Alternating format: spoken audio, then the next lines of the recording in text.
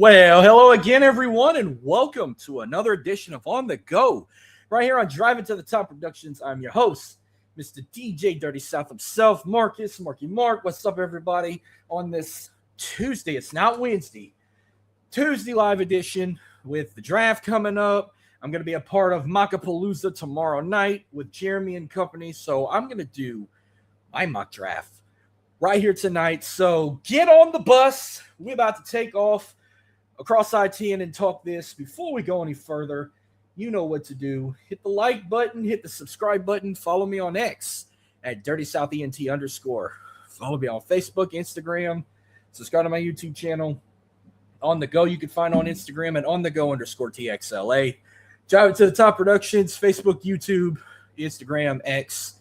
You know where to find them. And big thank you, by the way. On behalf of Driving to the Top Productions, we now have 500 YouTube subscribers. So big thank you to those 500 wonderful people. We enjoy, we appreciate the love and support you've given us for the last 3 years. 500, baby. That's a lot. That's a lot of followers.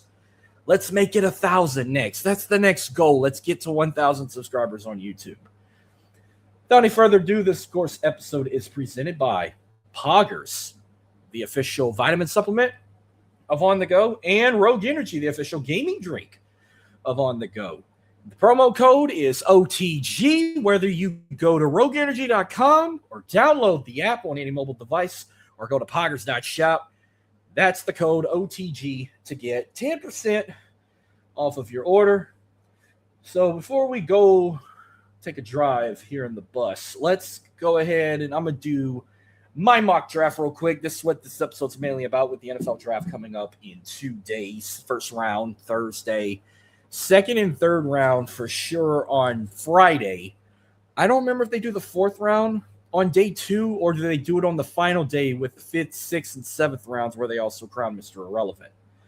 But I'm just going to do first round. I'm going to kind of quickly run this as quick as I can because I know I got other stuff I'm going to talk about with my teams here on the OTG bus. So I think very first picks going to the Raiders. I think that's like no hesitation of who's going number 1 overall. Everyone thinks it's going to be the Heisman Trophy quarterback, Fernando Mendoza of Indiana. I also believe he will be the number 1 overall pick. By the way, before I finish the rundown of the first round, he's going to be the only quarterback I believe that's going to go in the first round. Because I did some narrowing down with the 32 picks. I believe we're going to have 17 defensive players. I think we're going to have more defensive players get drafted this week, more than offensive guys. 17 defensive players, I believe. 8 defensive ends or edge rushers, 7 defensive backs, and maybe two linebackers, I believe is going to be my opinion, all the defensive players going in the first round. While the rest of them is going to be offensive players, I see about 7 offensive linemen, 6 wide receivers, 1 running back, and, of course, 1 quarterback, I believe, and that's the first pick. Fernando Mendoza, I believe, will be the first pick to the Las Vegas Raiders. The second pick going to the New York Jets. I think they go edge here. I think they're going to draft Arvell Reese out of Ohio State.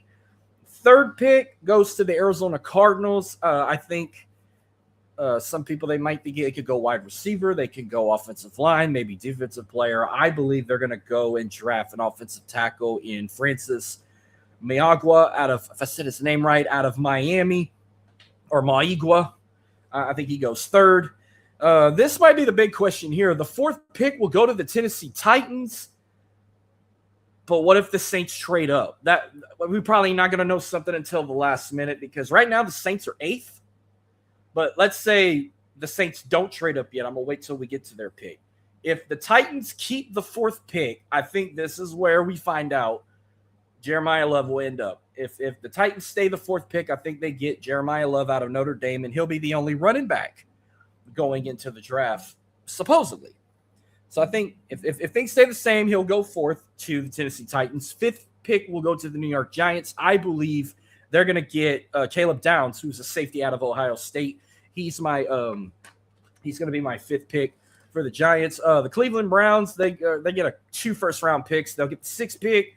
I think this is where they get a wide receiver, and a lot of people might say, oh, it could be Carnell Tate. That could be the first wide receiver gone. It's going to come down to him and Jordan Tyson. But I think Jordan Tyson I could see more as a Cleveland Brown. So I'm going to say Jordan Tyson will be the first wide receiver to get called up. He'll go to the Cleveland Browns. The 7th pick will go to the Washington Commanders. I think they might get Jermon McCoy, who's a cornerback out of Tennessee there. 8th pick is the New Orleans Saints. Yeah, we need a little bit of everything. We mainly need some defensive guys. We especially need an edge rusher to replace Cameron Jordan. We do need a wide receiver. Now, remember, before we picked up Travis in the trade, we probably would have drafted a running back, but we ain't got to worry about that no more. We got our guy, Jennings native, Travis Etienne, back at home. Originally, I had the Saints drafting Ruben Bain Jr., an edge rusher out of Miami.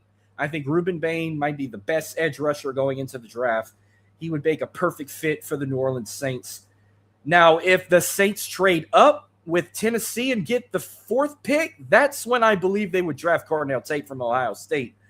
But if they stay 8th, I think they get Ruben Bain Jr. out of Miami. The 9th pick goes to the Kansas City Chiefs. I think they get David Bailey, an edge rusher out of Texas Tech. The 10th pick will go to the Cincinnati Bengals. I think they get a defensive player. I think this will be the first linebacker gone. Sonny Styles from Ohio State. I think he's going to stay in the state of Ohio. I can see Sonny Styles going to the Cincinnati Bengals. The 11th pick, this one's kind of a toss-up. The Miami Dolphins, I do believe they draft a wide receiver, but if Carnell Tate is not available, I think they get like Mekhi Lemon from USC. Either way, I think they draft a wide receiver, but if Carnell Tate's not available, if Jordan Tyson's not available, possibly I could see Mekhi Lemon go to the Miami Dolphins. 12th pick, go to the Dallas Cowboys. I believe this is the only LSU Tiger that will get drafted in the first round. Cornerback Mansour Delaney from LSU. He'll go to the Dallas Cowboys. 12th pick overall, and the only LSU Tiger going in the first round. 13th pick goes to the Los Angeles Rams. This one kind of can go either way. They could get a running back. They could get an offensive line. They could get a wide receiver. I think they go O-line. I think the Rams get Spencer Fano out of Utah. Be my pick here. 14th pick to the Baltimore Ravens. I believe they're going to get a tight end. I think they get Kenyon Sadiq from Oregon. I think he'd make a perfect fit, especially in those brand new uniforms the Ravens just dropped. Shouts to Rav revealing that uniform video on open mic about half an hour ago. 15th pick goes to the Tampa Bay Buccaneers. Yeah, they do need a linebacker, and if they're going to get the best guy out there, I think the best fit for Tampa Bay has got to be C.J. Allen out of Georgia. Georgia knows how to produce linebackers. I think they call it LBU for a reason. Do they really call them that? I think I'm just being biased here. But no, C.J. Allen to Tampa Bay, I could predict that. I think that's going to happen there. 16th pick, the New York Jets, second first-round pick. I did mention Arvell Reese in the second overall. I think this is where they also pick up a wide receiver. And I believe we might see a second Hoosier called outside of Fernando Mendoza. I think Omar Cooper Jr. would be a perfect candidate for the New York Jets to go 16th overall to the New York Jets. 17th is the Detroit Lions. I think they go O-line here. I think they get Monroe Freeling out of Georgia, who's an offensive tackle. Then Minnesota. I think this is the 18th pick.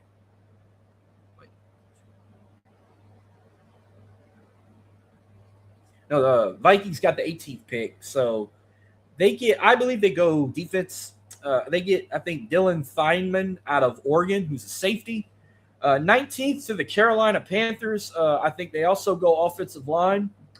And if I'm saying the name right, Olavia Vega Ione, who's the guard out of Penn State, I think he'd be a perfect candidate to protect Bryce Young on that O-line as a guard. So give me Ione going to the Carolina Panthers. The 20th pick goes to the Dallas Cowboys. They get a second first-round pick. I think they go with another defensive player. A familiar, no, not a familiar name people are going to hear here, but Emmanuel McNeil Warren out of Toledo, the safety from Toledo. I think he was the top safety coming out, not just out of Toledo, but out of the MAC conference. So I could see him possibly going to Dallas to play for the Cowboys. So that's the 20th pick right there. The 21st pick goes to the Pittsburgh Steelers. I think they go O-line. I think they draft Caden Proctor from Alabama, and he'll be the only Crimson Tide getting called up in the first round, where within last 5-10 years, you were seeing about 4-5 Crimson Tide getting drafted in the first round, not this year. The 21st pick goes to the LA Chargers. I think they get Cassius Howell, an edge rusher out of Texas A&M, be suitable for that Chargers defense. The Eagles in 22nd, I think they go Akeem Messidor, edge rusher out of Miami. Be a good pick for him. Cleveland Browns, second first-round pick. This will be the 23rd overall. I think they get Brandon Sisse, cornerback out of South Carolina. This one, fourth pick, will go to the Chicago Bears. I think it's 24th.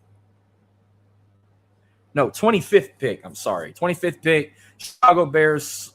I think they go defensive tackle. I think they get Peter Woods out of Clemson. I think they're good on offense, but I think they need some more defensive guys. So I think they get Peter Woods out of Clemson. 26th pick goes to the Buffalo Bills. A name people are waiting to find out where he can end up. I think Buffalo gets Denzel Boston, wide receiver out of Washington. He's one of the top receivers going into the draft. I think he'd be suited for Buffalo. 28th pick will go to the San Francisco 49ers. I think they go O-line. I think they get Caleb Lamu out of Utah, offensive tackle.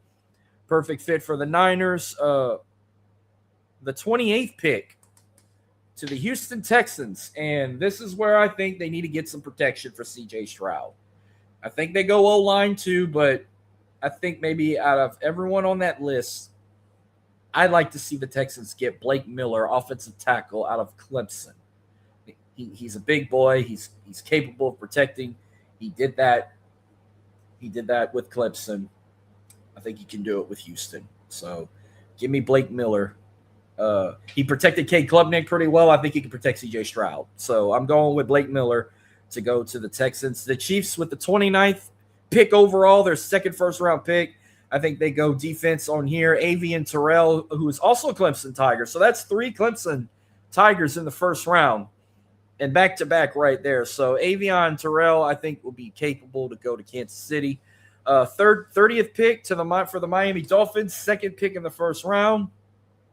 I think they also go defensive back here. I think they get Colton Hood out of Tennessee, cornerback.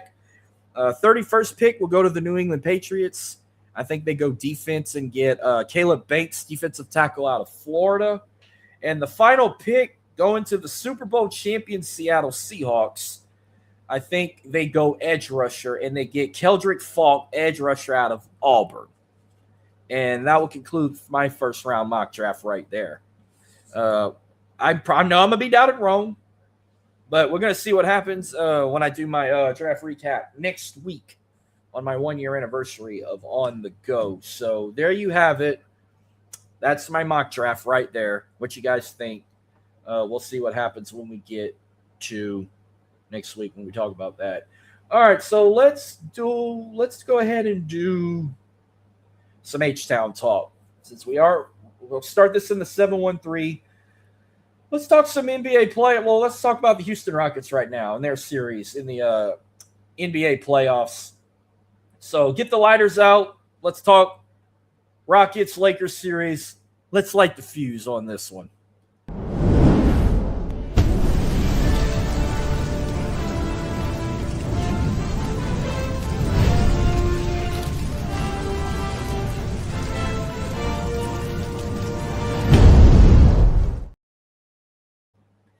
Yes, this is Light the Fuse, where we talk Houston Rockets basketball, and it is playoff time, and we're now in Game 2 with the Rockets and the Lakers. I know Game 1 went to the Lakers. They won 107-98.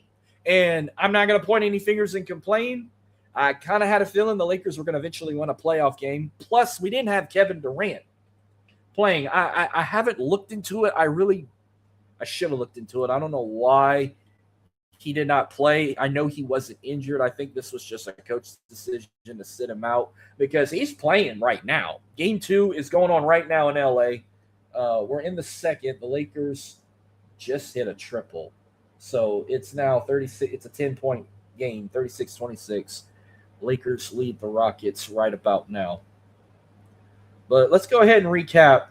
Let's recap that first round, that game 1 we had the other night in LA. 107-98 went to the Lakers. Şengün led in that game, 19 points.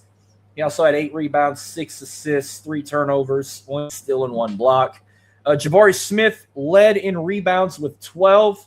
We also had 16 points, 1 turnover, and 2 steals. Reed Shepherd led in assists with 8, with 4 turnovers, 17 points, and 1 rebound. Amin Thompson in that game, 17 points, 7 rebounds, 7 assists, 2 turnovers, and 3 steals.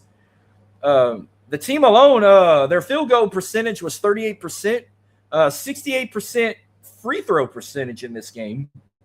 44 total rebounds, 24 total assists, 13 total steals, 3 blocks, 13 total turnovers, 11 fast break points, 44 points in the paint, and 22 fouls for this team. Even though you can call it a close game. They played a little better than the Lakers. Lakers defense was shit. But I think the fact that he did not play in that game kind of caught them the loss here. Well, he was on the start. They did take him out of the game here. He's not on the court right now. I think they ended up pulling him out. They just showed him on the bench, and he was in a hood. So I don't even know if he's coming back in the game or not. But the Lakers, they're on fire right now. LeBron, oh, Lord. Oh, there he goes, trying to flop again and shit. But he's shooting his baskets. Hopefully they can turn this around when they get to H-Town in a couple of days when they play games 3 and 4, at least. I said the Lakers were going to make it challenging. I said 5 games, but wouldn't be surprised if they go in 6. But, I mean, they still got a whole nother half to play. I mean, it's still a 10-point game. The Rockets could turn this game around by any means. And, look, they just got another rebound. And, well, they missed that shot. But I feel like they're going to be more comfortable when they get back to Toyota and have that home court advantage. But right now, I mean, yeah, they're not really playing their best ball right now on the road. But I could see this going at least 6 games. I can't see it being 7, especially with this KD LeBron rivalry going on. It's gonna go 6 games. I'm gonna say that there. I'll do more talk on the NBA playoffs and get an update later in the show. But let's keep the H-Town talk going. Let's go ahead and take it to Dyken Park. Let's do some Astros talk.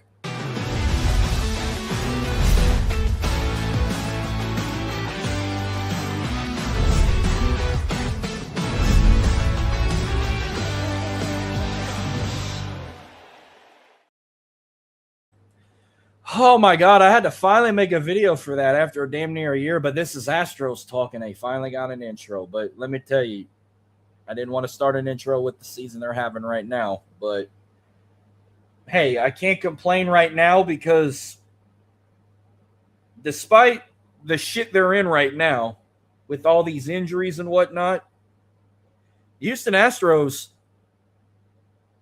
they did drop a massive losing. They were like on a 5-game losing streak. They dropped it yesterday, beating the Cleveland, but now they're back in the losing column again. But let's talk about their last series. Let's talk about their last series with the St. Louis Cardinals, where they came in our house and swept us. An old rivalry back in the National League days. Game 1, the Cardinals took that game 9-4. And then the last 2 games, they won same score, 7-5, both nights.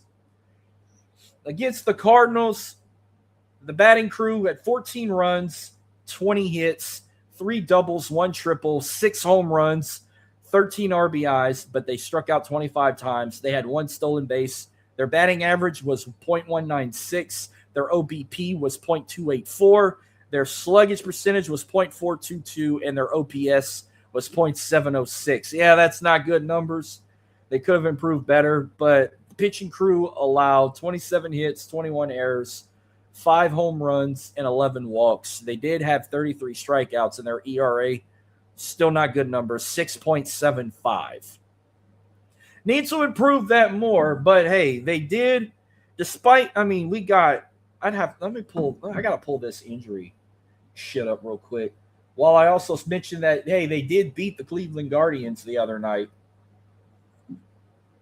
While I get that up, I can go ahead and tell you they did beat Cleveland 9-2 last night.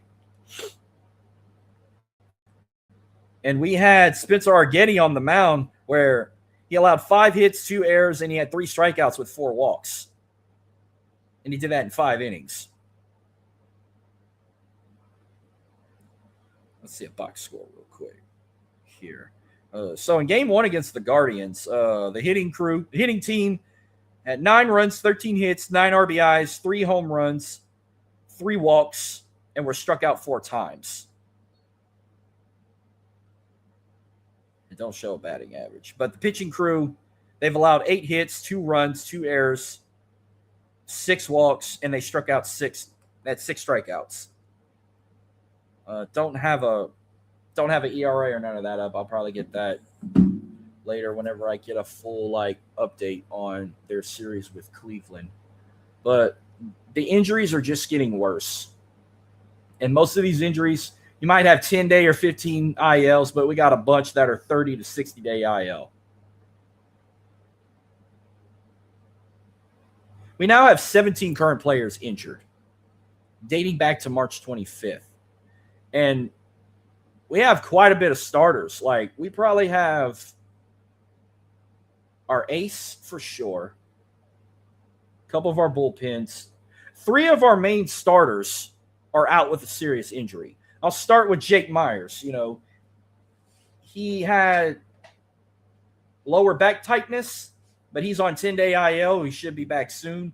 Another main starter we had lost our ace, Hunter Brown, which he was on a 15-day IL, but now he's got a severe shoulder injury. Bad enough he won't appear until late May or early June, so it's going to be a while before we get Hunter Brown back, and we need him more than ever.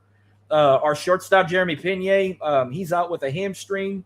He's on a 10-day IL. And our left fielder, Joey Loperfido, who was just called up from the minor leagues, he's out with some quadricep issues. He's out on a 10-day IL.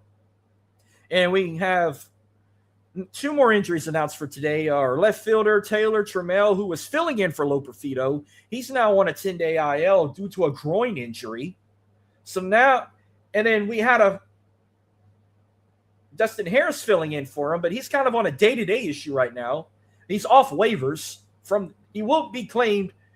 The Astros will claim him off waivers from the White Sox on Saturday. So, I mean, this is not an injury, really. They're just claiming him off the waivers because we got to have somebody to fill in for Loperfido and now Taylor Trammell. But here's a couple more, Brandon Walter, his elbow issue. He's on 60 days, but I don't think he's going to come back till next year. Hayden Wazinski, he's out with an elbow injury as well. The same injury, but we should expect him back sometime soon. Renel Blanco, also with an elbow injury. He's out for 60 days. Bennett Souza, he's got his oblique. He'll be out for 15 days, but he will begin a rehab assignment with Sugarland. I think Saturday. I don't know if this is all updated shit. Josh Hader, he's got a bicep issue. He's going to be out for quite a while. They have him on 60-day IL. Zach Denzio, he's got an elbow issue, but he will begin a rehab assignment with Corpus on Friday, so he's going to be moved back down to Corpus Christi. Nate Pearson, he's got an elbow issue himself. He was on 15-day IL, but he should be back sometime soon. Christian Javier, he's got a shoulder issue, and he now is put on 60-day IL. So another starting pitcher we've lost in our rotation, along with Hunter Brown. And Tetsuya Imai, he's got an arm issue, but he did throw a bullpen session on Monday, so we could see him back quicker than expected, because we also lost another pitcher, Cody Bolton. He's got back issues, but he did throw a live batting practice session today, according to the Houston Chronicles, but he's on 15-day IL, so we should see him back quicker than that. And then you've heard the rest with Pena, Loperfido, and Dustin Taylor Trammell as well. I mean, it's crazy. We already been in the season a month yet, and we got all these injuries, and put us in the freaking state we're in right now. We're currently 9-16 of the season, 5th in the AL West. You got one more game left with the Guardians before you got the Yankees coming to town, and I don't suspect the Yankees to give us a huge break.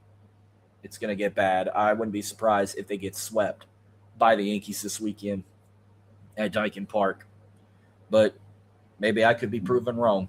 I mean, I thought they were going to get swept by Cleveland, and they won the first game of the series. So they got a chance to shock everyone with the state they're in right now and win that final game tomorrow, because they've already been swept back to back. Having 3 consecutive sweeps would be horrific and diabolical. So we'll see what happens there. But one more thing I got Astros related before I move forward. The Houston Astros has just announced their newest inductees into the Houston Astros Hall of Fame coming up in August. 2 new inductees coming. One I figured was going to happen. Scrap Iron himself, the late Phil Gardner, who recently passed away, who was a player for the Astros and a manager. Remember what I said, brought them to their first World Series back in 2005. Remember, he played from 81 to 87, and he managed from 2004 to 2007. He's going to be one of the newest inductees into the Astros Hall of Fame, as well as the great Alan Ashby, who played. He's a legend himself. You know, I'm shocked they didn't retire his jersey yet. Played with Cleveland for a few years, played with the Blue Jays, but played 10 seasons with the Astros from 79 to 89. His career stats, his batting average was .245. He hit 90 home runs and had 513 RBIs in his career. And he was a catcher as well. Very well-known Astro. He's very loved down there, and it's about time he's getting his flowers in H-Town, and he'll be joining along with Scrap Iron to be a part of the Houston Astros Hall of Fame class of 2026. Which they started this back in 2019, and I was a part of the inaugural Hall of Fame, but they kind of went a little overboard. They put, I think, 16 in their first class. Like, I want to pull that. I got to pull that up. You know, I just want to see.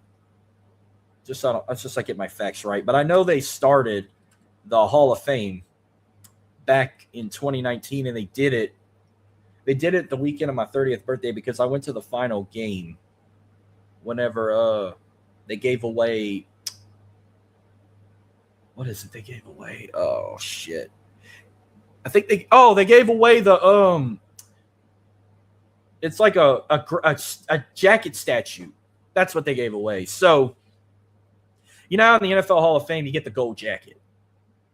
In the Astros Hall of Fame, you get the orange jacket. And they gave out like a little replica. It's like a little statue of the jacket.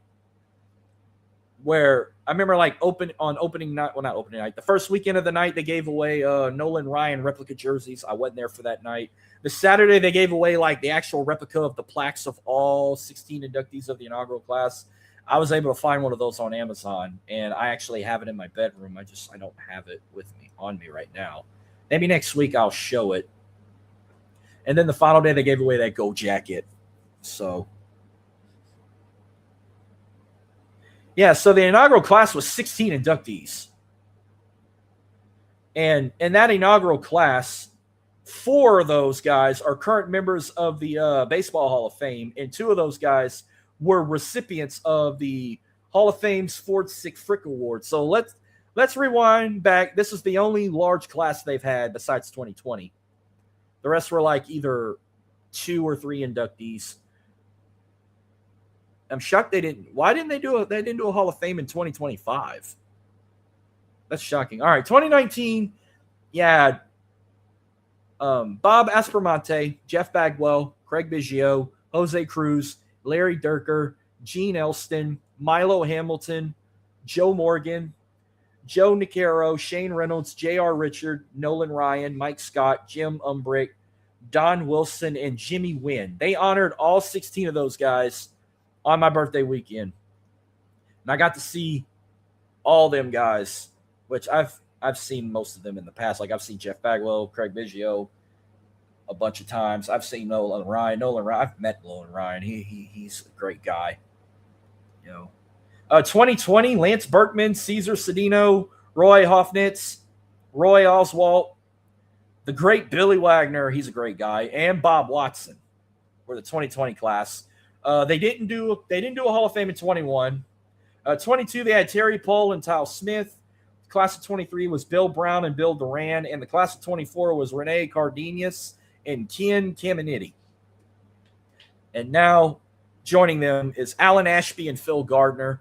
If you ever want to see the Hall of Fame, like where out in the outfield, that little walkway that used to be the train tracks where they got the Phillips 66 pump, all right there is where they have the Hall of Fame stuff for the Astros. And they have that special monument where they like paint the wall.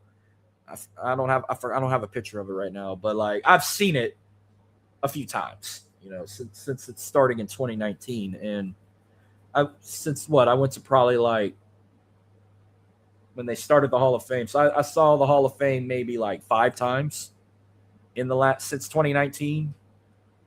Went to 3 games in 2019, but the second game I went to was when they started it. And then I went back 2 weeks later to another game and saw it again. So it's like twice in 2019, once in 21, once in 22, once in 20, actually twice in 23. I saw it. So, yeah, I've seen it quite a bit. Well, that's all I got for the Astros talk. Like I said, they got one more game with the Guardians. Hopefully they can win that series. And then they got the Yankees this weekend, which, like I said, not going to be pretty. And then after that, they got Baltimore on the road after the Yankees. They get that off day on Monday, and then they get ready for Baltimore. All right. Now we go. We take it to the Shell. I don't have a video for these guys yet, but coming soon. Houston Dynamo. We're going to do a Dynamo talk. And let me tell you, I'm proud of this team, or this club, whatever you want to call them. They went on the road, and they handled their business. They beat Orlando 1-0. They needed another win. Their record may not be that good, but we can fix that. They're 3-0 in 3 wins, 0 draws, 4 losses. But don't let the possession percentage fool you. I mean, that's not good enough. 39.9% possession with 18 shot attempts, 9 fouls, 2 yellow cards, 4 corner kicks, and 3 saves. Obviously, this may not have been a good game for both clubs, but they got the win courtesy of Hector Herrera in 75 minutes of play. He hit a left-footed shot from the center of the box to the center of the goal following a fast break. They needed that win, and they got it. But let's see what's next for the Dynamo, and I'm gonna make a promise to these guys in this one. I know they got 2 games. They got 2 matchups this week. Currently, they're 10th. They're still 10th in the West. But this week, they got 2 matchups. Tomorrow night, they host San Diego. And Saturday, they go on the road for the second half of the Texas Derby against Austin. Here's my promise to this club. It would be nice. It would be great if you could win both matchups this week. I would be fucking satisfied. But all I need is one. Just give me one match. Just give me one win. Don't matter who it is. I would rather it be Austin, but I want both win. If you can win at least one matchup this week, then next week on the air, I will wear one of my Dynamo jerseys I have in my house. I might wear the purple one. If you win a matchup next week, I will wear possibly the purple one. I love that jersey so much. I'm going to wear a Dynamo jersey on the air next week. Now, I'm probably going to do 2 shows next week because I'm recapping the NFL draft on my 1-year anniversary special, and I'm probably going to have a guest on it, and then I'm going to do my normal routine on the bus going across I-10 on another stream, and that'll be the one I'm going to wear a Dynamo jersey. So win one matchup, and I will wear a jersey on the air next week. You can quote me on that. All right, if I got to rant anybody out from H-Town before we go to the 337, you know it's going to be the fucking Houston Gamblers. As of this moment, they may have a win, but I feel like it was a fluke. This may have to be the worst team in the UFL because they lost 22-24 against a winless team that's a brand new franchise, the Louisville Kings. They lost 22-24, giving Louisville their first franchise win. This team is I'm done with this team. I don't even know why I still want to talk about this team. No one gives a shit about the UFL. I am over this fucking team. They're not going to get any better. At least they can keep a quarterback now. Tyler Tagovailoa went 7 for 14, 64 passing yards. He also had 4 carries for 20 yards and a rushing touchdown. The backup, Nolan Henderson, went 4 for 7 with 43 passing yards. But Marcus is here, I say. Marcus Yarns led in rushing for the Gamblers. 8 carries for 111 yards and 1 rushing touchdown. Marcus Major had 6 carries for 49 yards. Justin Hall, 4 receptions for 44 yards. He led in receiving. The offense, 32 total carries, 206 total rushing yards. 11 total receptions for 107 total receiving yards. The defensive alone, 53 total tackles, 37 solo, 4 sacks, 5 tackles for a loss, 1 interception, and 11 broken up passes. This team is still dog shit. And what's next for this fucking circus of a team? Let's see, week 5, so we're already nearly halfway through the season. They're at home against the Columbus Aviators. So let's recap week 4. Aviators beat the Renegades 28-14. They gave them their first loss of the season. The greatest rivalry in the UFL, now it's split. The Defenders beat the Battlehawks 28-22, and the Storm beat the Stallions 16-0. This is not the same Birmingham team no more. I've told you guys this. Their franchise is just as dead as Alabama's, the Crimson Tide. So week 5 for the UFL, it begins Friday night. The Defenders at the Stallions, 7 p.m. on Fox. Defenders win. Fuck them. Saturday, we got the Battlehawks at the Storm. Can the Storm make it 5-0? Or will the Battlehawks give the Storm their first loss of the season and we'll have no more undefeated teams left? Is Orlando really that good? I have not paid attention to them one time this season. But in that case, I'm going to go with the Storm to win and go 5-0. And then we got a doubleheader on Sunday. Aviators and the Gamblers, 11 a.m. on ABC. I said, I'm done with this team. They're washed up. I'm picking the Aviators to beat the Houston Gamblers. And we wrap up the final game that afternoon. It's the Kings and the Renegades. I'm sure the Renegades are not happy right now. They're going to take it out on the Kings. Renegades win this one. And we do that. That wraps up week 5 of the UFL. Well, that's all the H-Town talk I got. So we'll just jump to the 337 and talk baseball in the area. We'll start with McNeese real quick. I'm making brand new videos for hopping city to city. I just haven't made them yet. It's going to take a little time and some credits, and I'm going to also make a intro video for the Dynamo. I'm making an intro video for LSU, possibly Saints, possibly. Same thing for the Pelicans. Whenever it's basketball season again for them, I'm gonna make some intro videos for them, just like I did for the Astros and the Rockets. But let's see what McNeese is doing right now in baseball. I know right now their current overall record is 22-19. They're Southland Conference records 10-11 now. They're 13-12 at the Geaux, 9-7 on the road right now. I know this past weekend they were at Corpus, taking on the Islanders. They won the first game 9-4, but they dropped the last two, losing that series.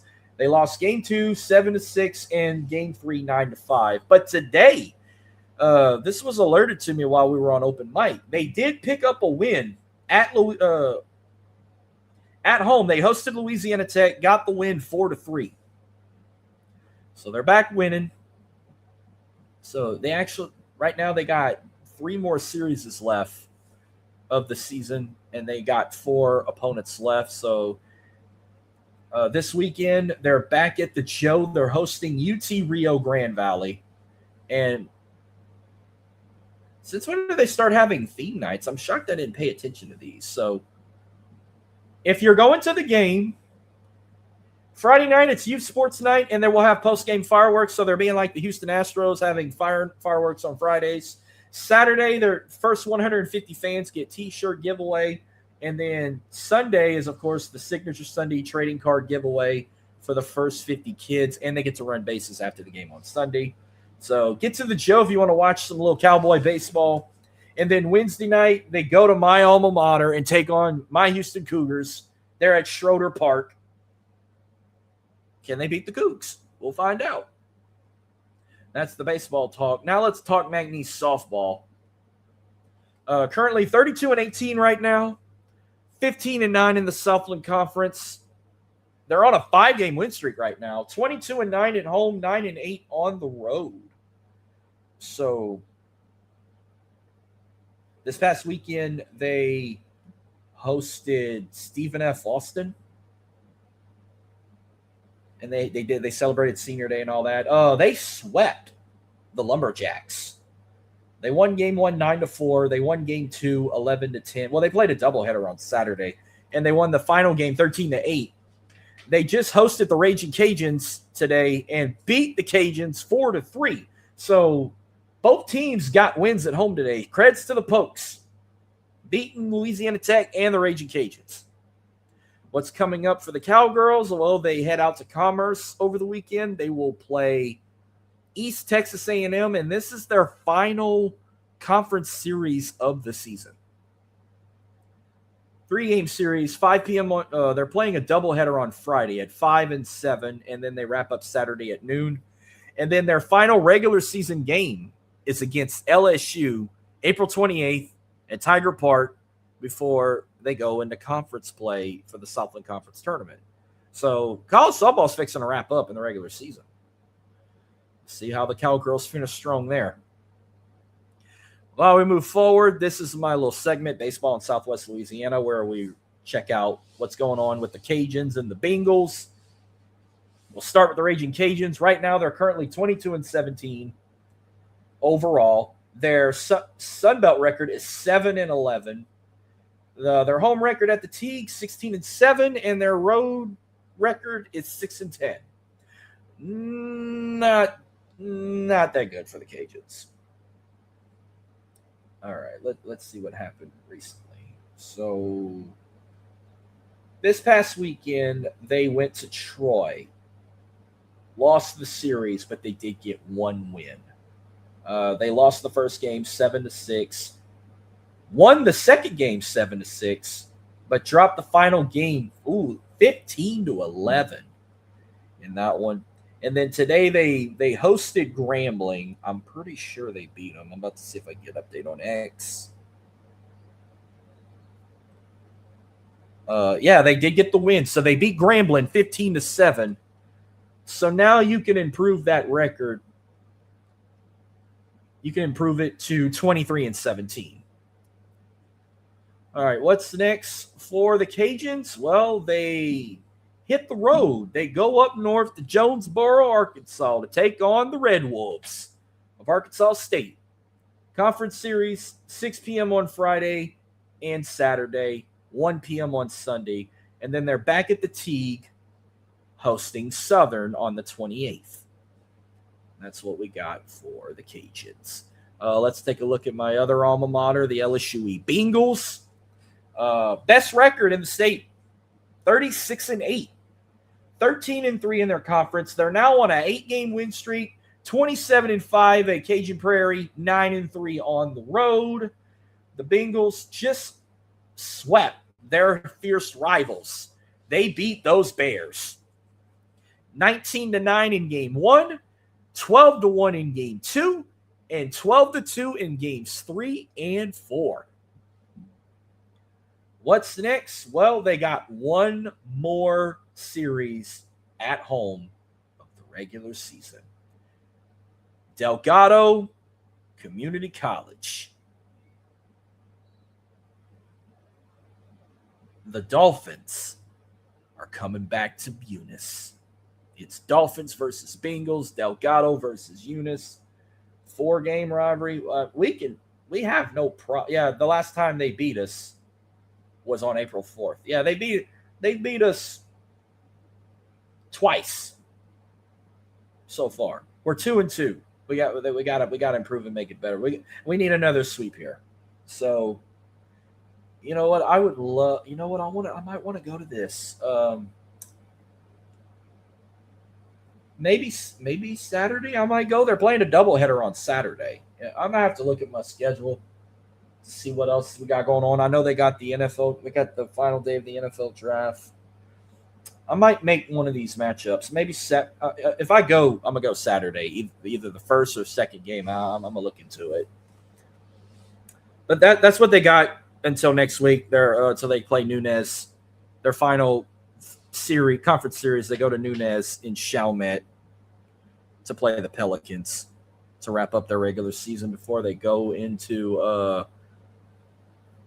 the playoffs for Division 1, Region 23.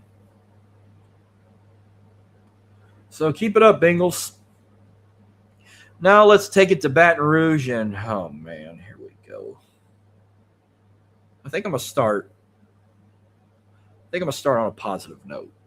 I'm gonna do my LSU baseball and softball talk.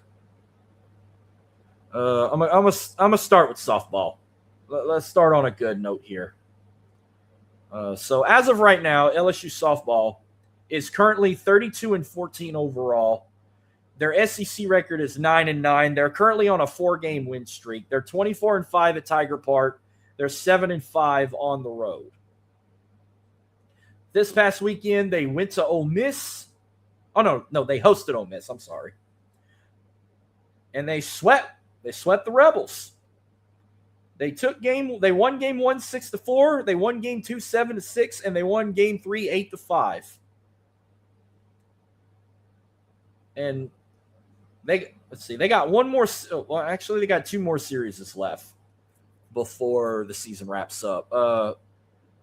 This will be their final road series for the SEC. They go to Mississippi State on this weekend, 20 versus 17. It'll be a 5 p.m. game on Friday, 2 p.m. on Saturday, 11 a.m. on Sunday, and then Tuesday they host McNeese before they have their final SEC series at home against Auburn. So I think they can get it done.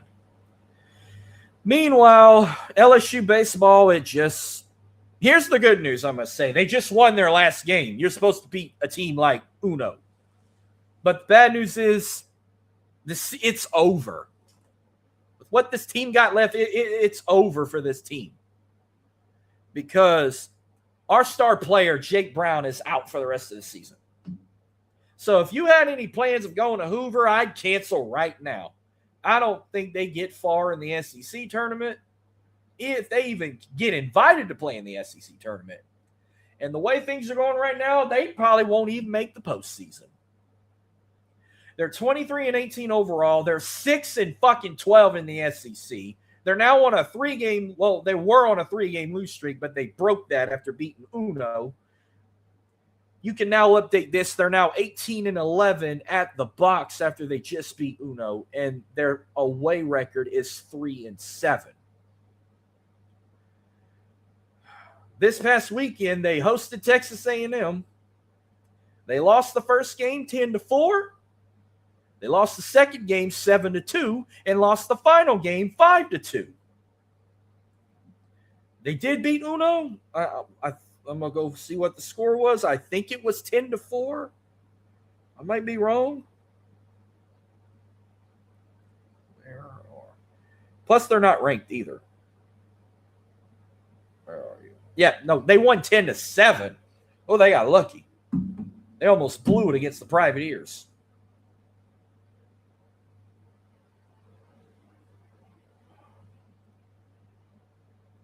Before I get the current stats up, let me give you their numbers against the Aggies. In their series with the Aggies, the hitting team, 8 runs, 22 hits, 2 doubles, 3 home runs, 7 RBIs, 7 walks, struck out 29 times, and their batting average was .214. Dog shit.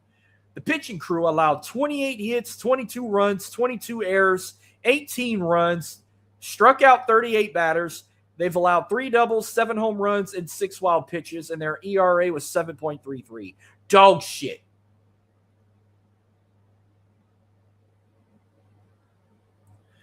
Current overall stats, hang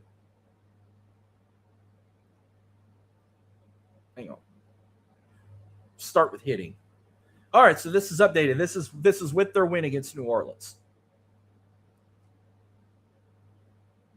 As of right now, so far this season, the hitting crew has had a total of 328 runs, 389 hits, 66 doubles, 6 triples, 67 home runs, 288 RBIs, 230 walks, 3 intentional walks.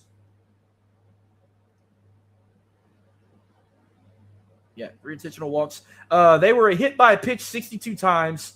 They were struck out 325 times.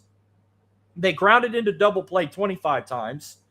17 sacrifice flies, 10 sacrifice hits, 34 stolen bases, and they were caught stealing 10 times this season. Their total batting average of the season, .280. While the pitching crew so far this season has allowed 309 hits, 236 runs, 204 errors, 198 walks. They struck out 508 batters. Big good note there. They've allowed 48 doubles, 2 triples, 40 home runs through 63 wild pitches. Only 1 balk the whole season. They hit 54 players by pitch. They've allowed 8 intentional walks, and they've allowed 11 saves, and their ERA average of the season is 5.08. Dog shit. It's got to be better than that. But like I said, the season's over. I don't think anything is going to get better for this fucking team. This makes me be more ready for football season. That's all the talk I got. I actually have nothing in the 504, except whenever I do the draft next week. I'll do some more talk about that. But I got a couple more things before we wrap up this show. Let's get an update on the NBA playoffs. Talk about that real quick, and then I'm gonna have I'm also gonna bring up the Stanley Cup playoffs too.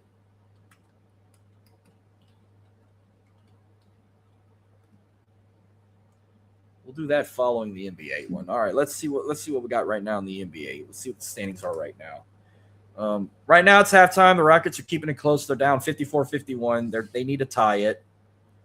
Where Sixers Celtics, their series is now tied 1-1.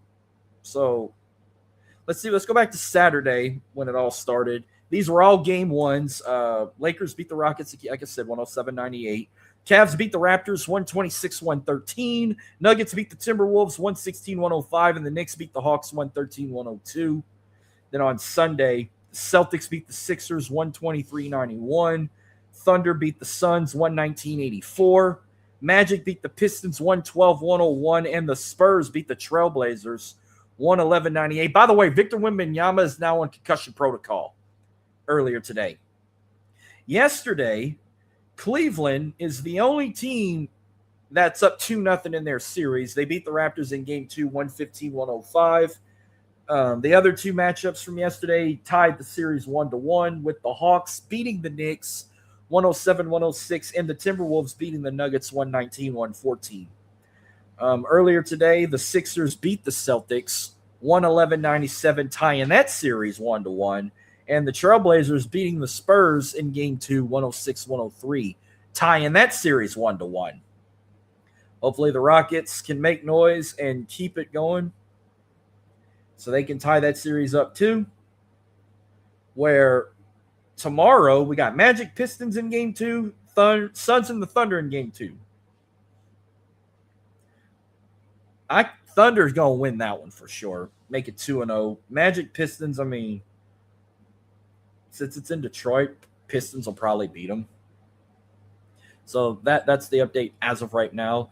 Let's look at a first here. Let's talk this. I know I don't usually talk hockey on this show, but I figured, with the Stanley Cup playoffs, why not we talk about it? Let's see how the bracket's going right now. And this all started back on Saturday. Game 1's here. Hurricanes beat the Senators 2-0. The Wild, I watched this game here. The Wild beat the shit out of the Stars 6-1. Flyers beat the Penguins in the battle for PA 3-2.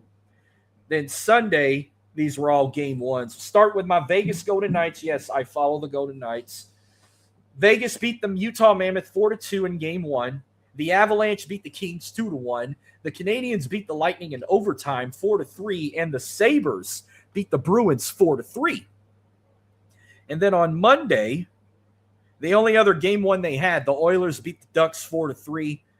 While game 2s from yesterday, the Flyers make it 2-0. They beat the Penguins 3-0. The Hurricanes make it 2-0 against the Senators, winning in double overtime 3-2. But the Stars tied the series with the Wild, winning game 2 4-2. While tonight, the Lightning tied with the Canadiens, beating them in overtime 3-2, and the Bruins tie with the Sabres, winning 4-2. The Mammoth and the Golden Knights are currently tied 2-2 in the third, and the Kings and the Avalanche are in the second period with no score. Hopefully Vegas can make it 2-0. The Avalanche is going to beat the Kings and make it 2-0. Then tomorrow night, game 2 with the Ducks and the Oilers. It's probably going to be the Oilers again. They're going to make it 2-0. The Stars Wild game 3. Now they're playing in St. Paul. Give me the Wild in game 3. Penguins Flyers. If Philly wins game 3, they're going to sweep the Penguins. That's what I believe right now. So that's your update for the Stanley Cup playoffs. I'm just going to do it week after week. And we're going to wrap up the show with some NASCAR talk. Let's recap the AdventHealth 400 in Kansas City. I want to do a count here. I want to make sure I don't get it wrong.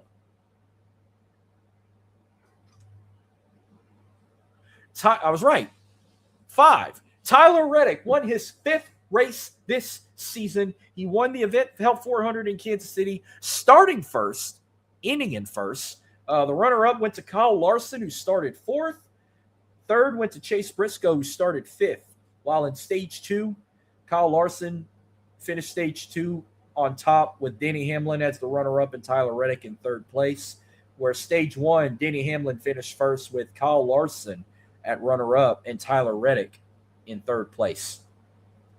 And next week, holy shit, it's Talladega. Play Talladega by Eric Church, Alexa. Jack Leake's 500, one of the most exciting races of people get so hyped for Daytona, get excited for Indy or Bristol. We get fucking hyped for Talladega. That's probably maybe the only good thing in the state of Alabama. Talladega Super Speedway. Jack Leake's 500. I am so pumped. I want to look at the odds in this. I want to see who is favorite. This is one of them races I'm betting. We're going to see who are favorites in this one, but we're going to see if my boy William Byron's got a chance to win it, or will Tyler Reddick win a 6th race?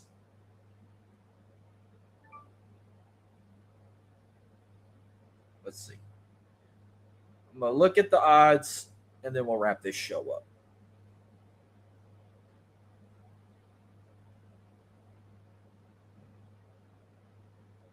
Usually I gotta search it.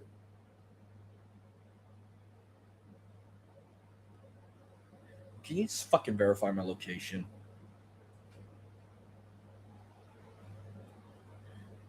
Plus, I did the show a day earlier not just because I'm in Macapalooza tomorrow, but I'm supposed to be having bad weather coming all day tomorrow, and I didn't really want it to fuck my show up going live. Are you fucking kidding me? Oh my god, what the fuck is up with this piece of shit app?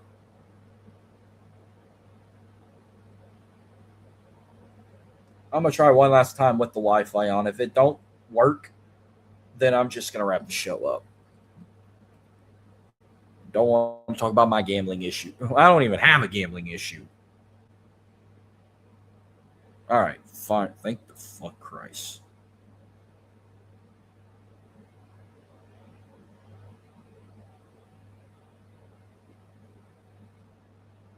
All right. Right now, Joey Logano's on top. It's like Joey Logano, Ryan Blaney, Austin Cindric, Bubba Wallace, Brad Keselowski, and William Byron. Or like one of them could be predicted to win it all.